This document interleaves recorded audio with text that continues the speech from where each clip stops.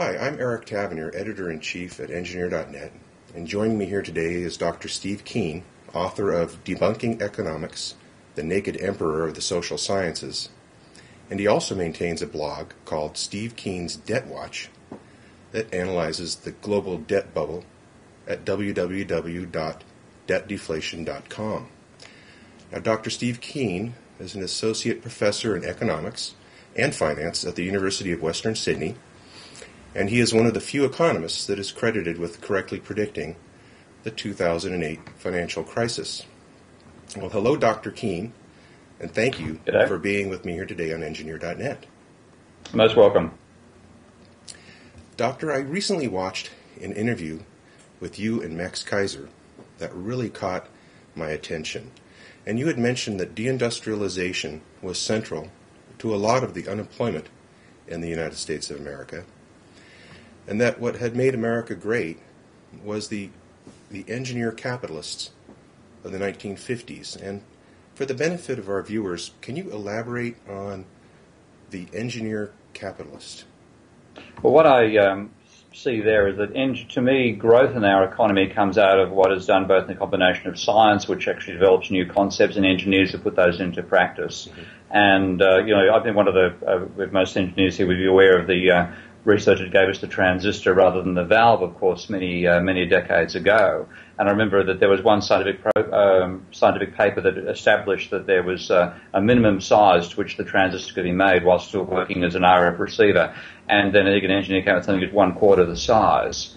And, of course, we now got to the stage where you get engineering chips that you can virtually barely see that are still effective radio receivers. So it's a combination of the original science developing the idea and then the engineer implementing it into something which drastically improves the productivity of society. And ultimately, that's where true wealth comes from. It doesn't come from shuffling pieces of paper. It doesn't come from reorganizing people into more efficient versions of cubicles.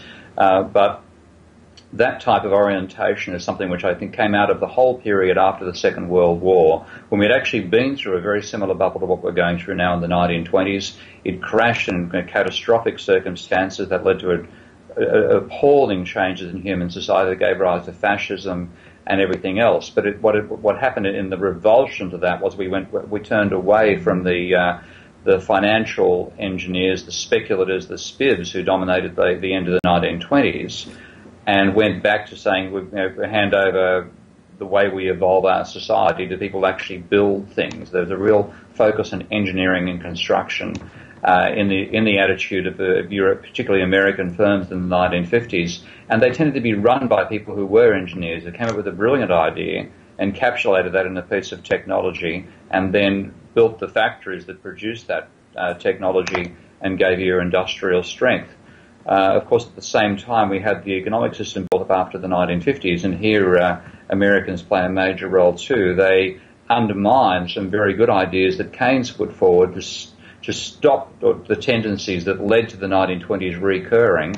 Those tendencies did recur, and what you've really had is a shift from engineers running companies to MBAs and economists running companies, who frankly know pretty close to bugger all, and possibly less than bugger all, about how you actually produce wealth.